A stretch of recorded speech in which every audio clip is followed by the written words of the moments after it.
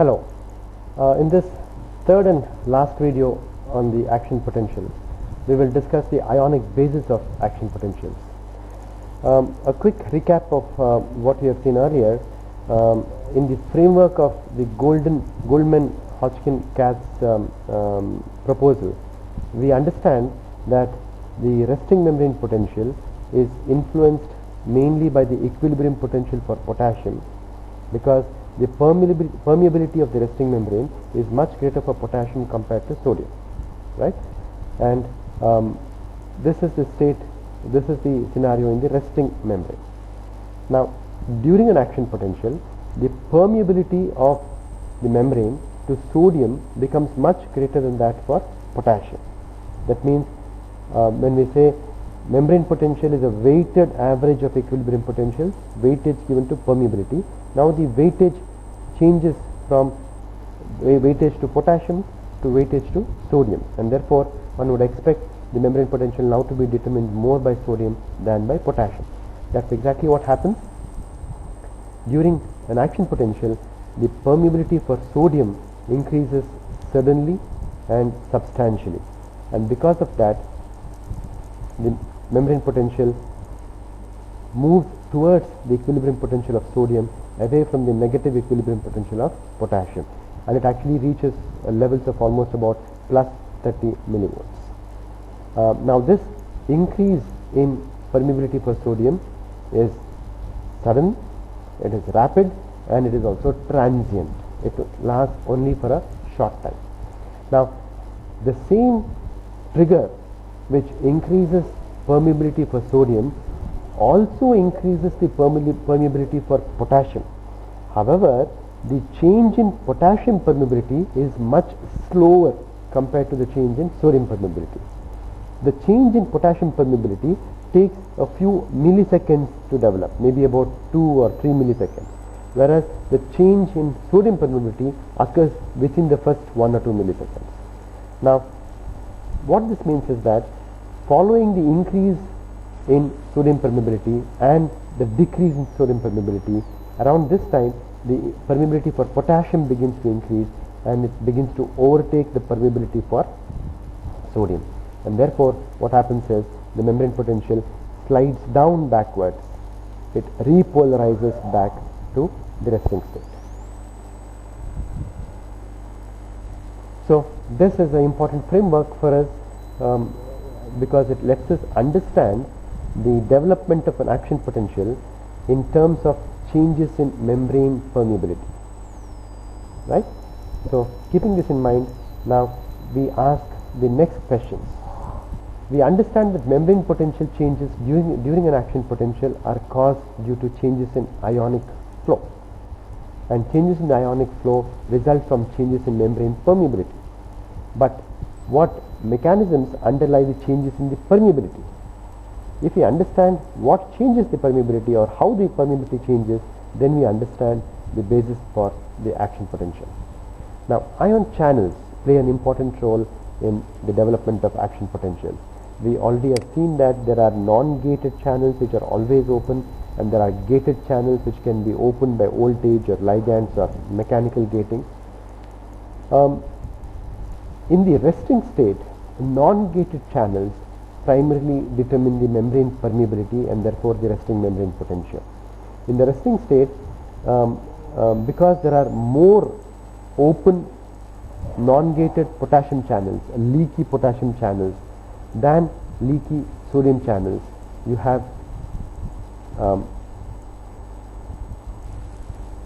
the situation where the membrane potential is around minus 90 millivolts or minus 70 millivolts. However, voltage gated channels are responsible for bringing about changes in the membrane permeability during an action potential.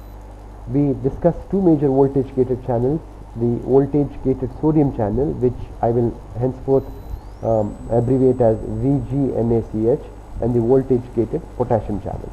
These are key to the membrane permeability changes.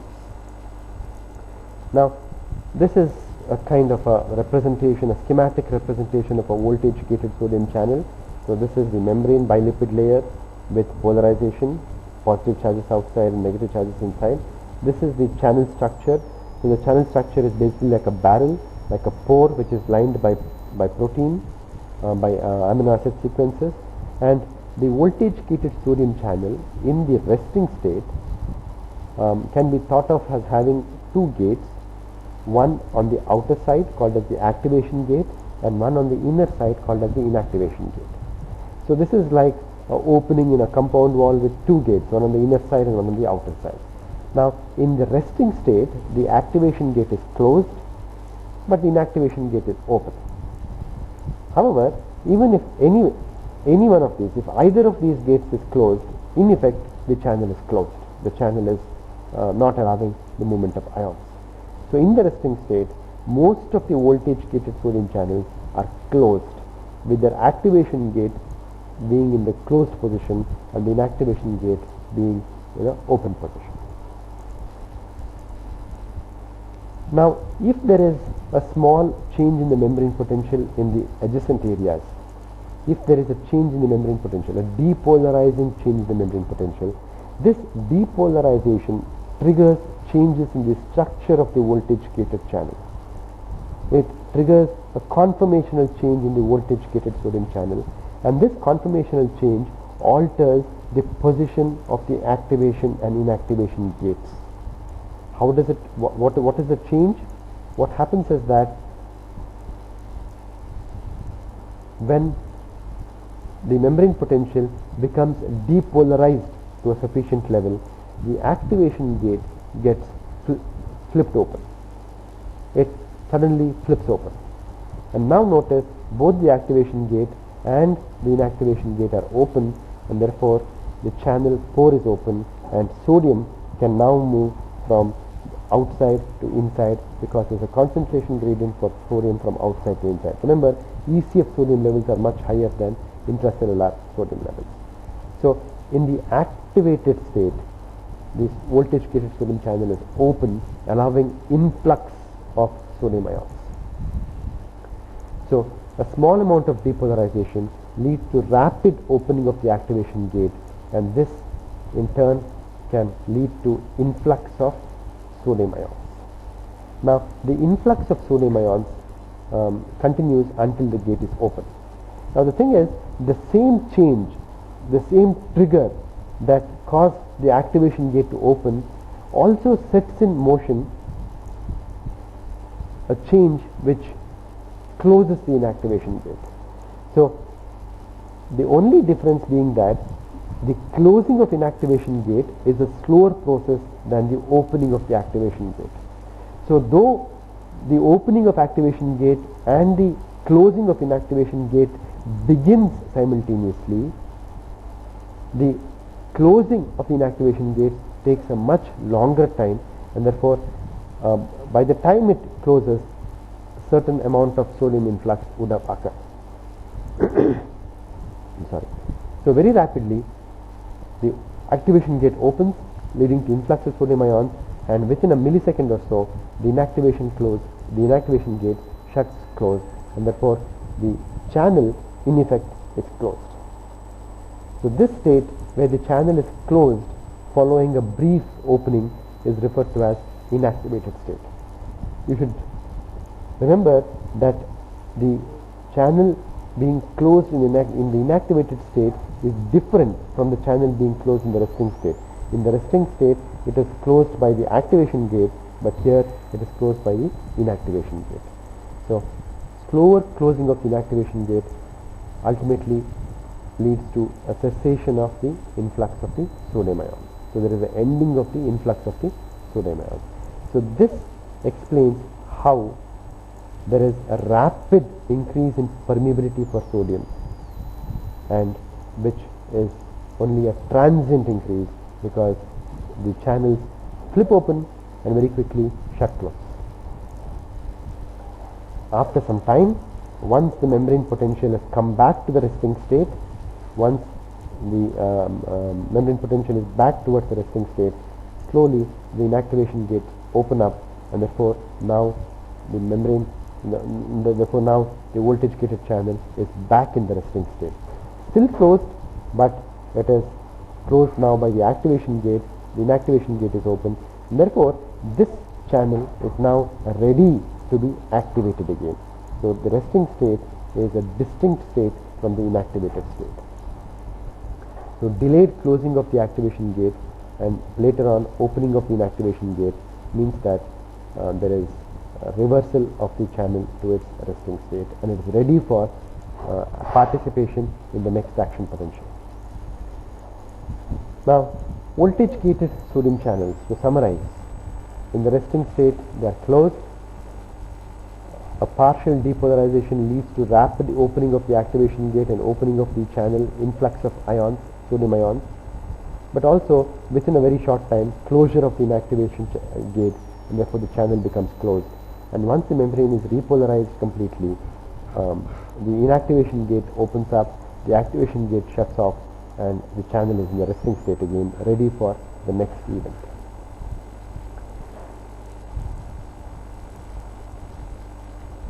So that's a text summary of what we just said. The voltage gated sodium channels remain closed in the resting state of about minus 65 millivolts or less. They open when the membrane potential reaches a level of about minus 55 millivolts, which is what we call as the threshold or firing level. They open with little delay, that is, they open rapidly. They stay open for about 1 millisecond and then they close equally rapidly. They cannot be opened again by depolarization until the membrane potential returns to a more negative value. Therefore, there is a time duration during which the voltage gated channels are deactivated and are unable to participate in any other function. The sodium influx through the voltage gated sodium channels is responsible for the rapid depolarization and the overshoot phases of the action potential. Coming to the voltage gated potassium channels, they have a single gate which is closed in the resting state and therefore prevents efflux of potassium. However, depolarization opens the activation gates. Now the thing is, the potassium channels are much slower in opening. They are much lazier compared to sodium channels. They take about 2 to 3 milliseconds for opening up, and therefore the opening of potassium channels is a much slower process. But when they do open up, they allow efflux of potassium, and therefore they help in a repolarization response. So depolarization results in slow opening of activation gate. It results in efflux of potassium, and that helps in the repolarization phase of the action potential. After a certain duration, after some time, the activation gates shut off, and therefore the channel returns to the resting state, and that ends the potassium efflux and terminates the repolarization of the action potential. So voltage gated potassium channels undergo a slow opening during depolarization, and they help in repolarizing the cell membrane, and they remain open for a duration that is much longer than that of the sodium channels. So these channels remain closed at resting membrane potentials of minus 65 millivolts or less. They open when the membrane potential crosses the threshold level, but their opening is much slower, and they actually achieve an open state only a few milliseconds after the membrane has crossed the threshold. Therefore, there is a delay in their opening. They stay open until the membrane potential reaches resting levels again, and the efflux of potassium through this channel is responsible for the repolarization and hyperpolarization phases of the membrane potential. So to summarize, we have in this diagram voltage gated sodium channels here in blue, and we have voltage gated potassium channels in red. The voltage gated sodium channels have an activation gate on the outside and an inactivation gate on the inside. The potassium channels have just one gate. The membrane here is in the resting state at minus 70 millivolts. It is polarized. When there is a partial depolarization of the membrane, if the membrane for whatever reason approaches the threshold level, it opens up sodium channels, it opens up voltage gated sodium channels, and the activation gates open, and there is an influx of sodium which leads to depolarization of the cell membrane. This depolarization, remember, also affects the potassium channels, but that effect is much slower. Influx of sodium results in depolarization. It is responsible for the rapid depolarization once the threshold potential is crossed, but equally rapidly the voltage gated sodium channels become inactivated, the inactivation gates close, and very quickly the sodium influx begins to cease, the sodium influx begins to reduce, and this is the time around which the potassium channels are opening up. Remember, the lazy channels, they are opening up now, and this leads to efflux of potassium, and the efflux of potassium begins the rapid repolarization, and this rapid repolarization continues until the membrane is almost completely depolarized and returns to the resting.